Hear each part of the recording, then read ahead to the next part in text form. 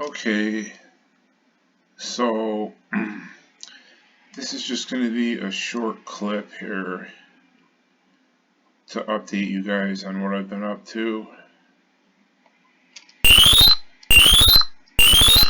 So I have a little game going on here, and as you can see, this is my character right here, and I have my sprites up here. Basically, on page 3, I'm using page 4 right now for the main screen. So, I'm going to put in all kinds of changes, but right now this is as far as I've gotten. Actually, I've made more progress, but I backed it up a little bit so I could show you guys a simplified version, because right now I'm actually working on hit detection. So what I have right here is an enemy ghost, and then I have my character here where he's stepping, and right here he's standing. As you can see, there's a difference in the feet here, and then when he attacks, he steps in and he slashes. It's actually a halberd. That's what this is. If you look closely, it's a double-sided axe. So basically, I'm gonna call this Ghost Saga because this character is based on Raston. I don't know how many of you guys know Raston from Raston Saga, but I bet some of you do. And this is where I got the idea for this from, the halberd anyway, and this stance right here. But the figure, like, when I walk, you can see that for each press of the joystick, he takes a step. So he's not just sliding along, he's actually walking, and that's pretty fast. I mean, he's moving in increments of 5. If I increase them, he would go faster, but I don't want him to go any faster. And then he takes a hit like this. And you can imagine this ghost over here, and I just have to figure out how to get hit detection to work the right way. So I think I'm going to use P-point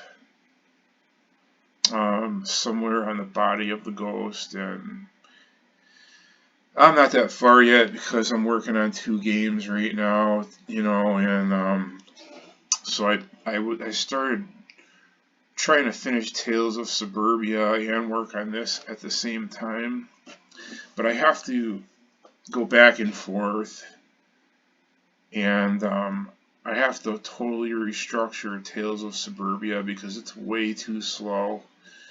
And now that I learned P-copy, I can make it go a lot faster, because it's just way too slow right now. Your guy walks like so slow. If you watch some of those videos, it's really bad. But this guy can walk all the way up to 1 pixel line against the border.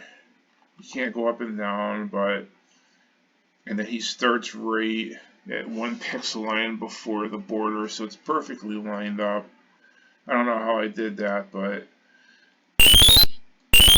so basically, this is what he does right now anyway. And I could have a nice little game going on, but let me tell you, this ghost was very easy to make. It gave me a little bit of trouble.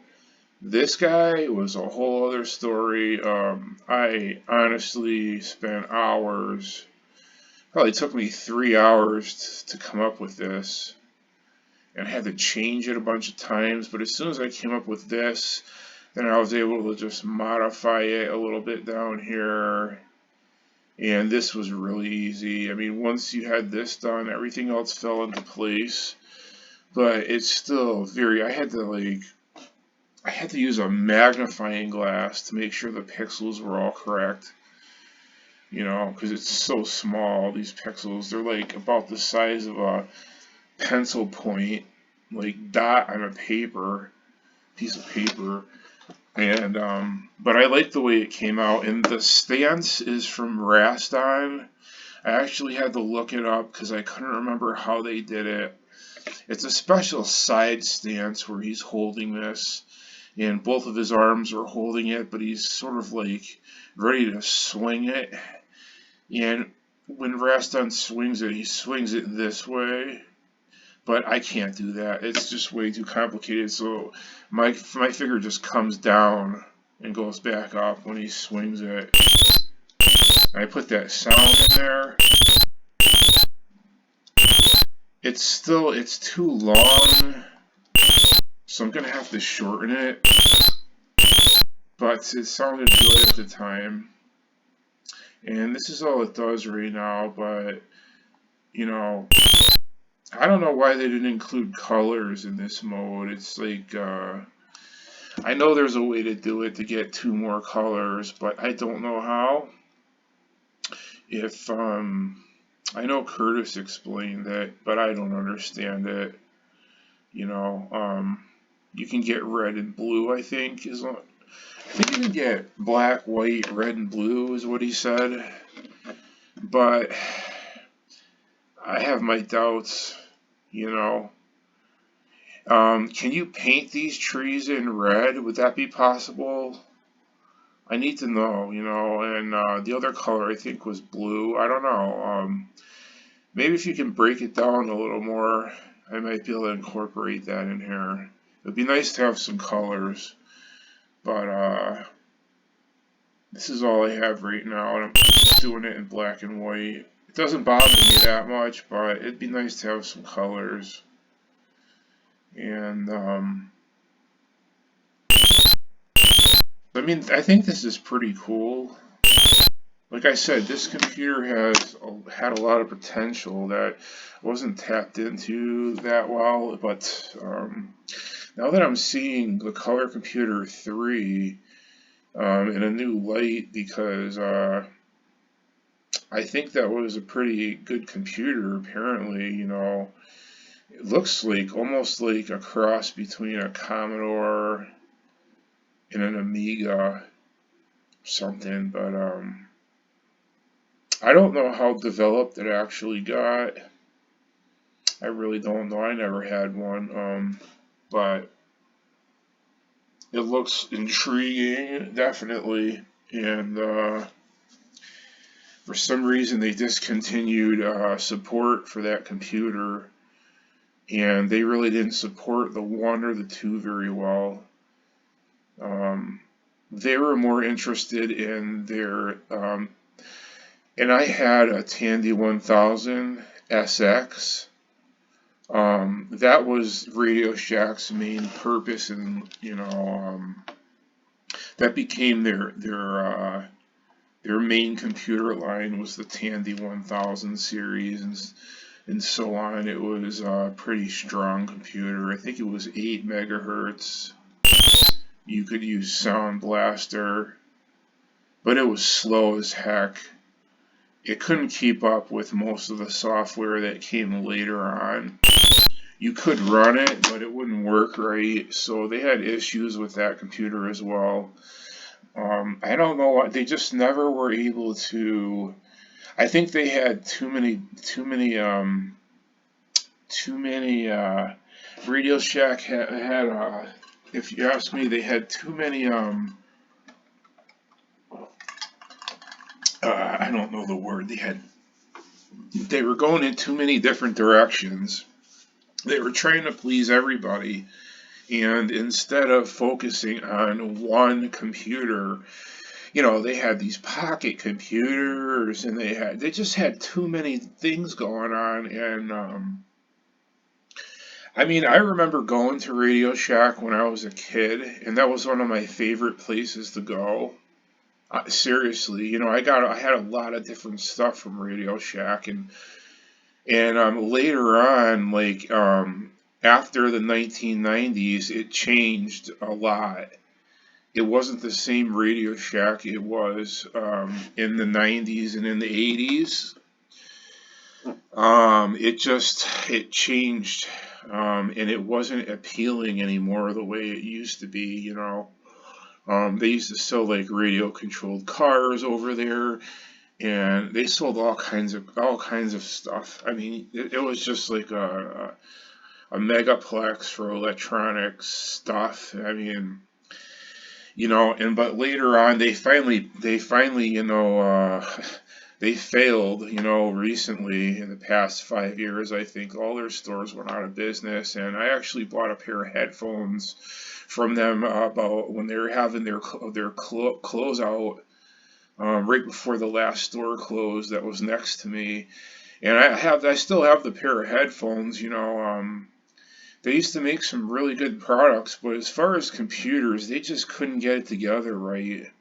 And the ones that they did have were just so expensive, like, you know, the 1000s, the Tandy 1000s, and I don't know what was going on with them. I really don't. It's just, you know what it was, guys? It was a company that was started, I think, in the 40s, um, or the 50s.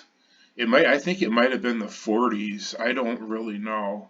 But it just started off as one little store called Radio Shack, the Radio Shack, and it expanded, and you know, they had like ham radios, and they had CB radios. They just had everything, you know.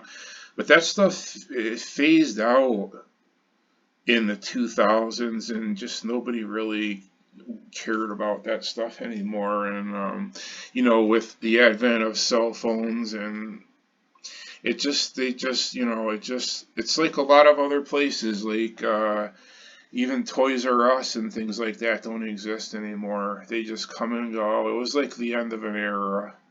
Definitely. I mean, it was an era that, you know, that came to an end eventually.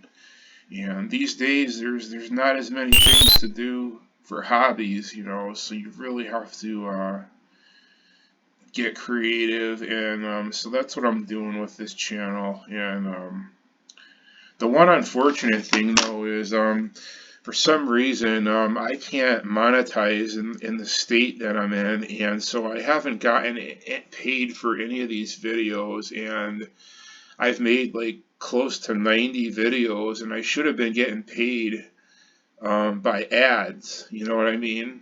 But it's not allowed in my state, so I'm doing all this as a public service basically, and it kind of sucks because, you know, they should give me retroactive money for making all these videos, and they never put ads in them because I can't figure out a way to do it, and I don't. It's not allowed. I think I could be wrong, but I tried, and they said it. I tried monetizing, if that's the right way. I don't know if anybody knows about that, but you know, now that nobody's watching my videos, like, I mean, people are still watching these videos, but you know, it's been over a year and a half, and I had all these views, thousands of views, and I never got a penny for it. And you know, it seems like this is the way things go sometimes, and it really aggravates me, but I don't know, you know. So I'm going to continue to make these videos as long as I can, you know, as long as I keep coming up with new ideas, you know. Um, it's just not possible to do everything that I imagine that, you know, you can't, there's just no way to make every single program that you can imagine. It just takes way too long, you know. So I have to be selective. But okay, so I will see you guys another day, and take care. Thanks for watching.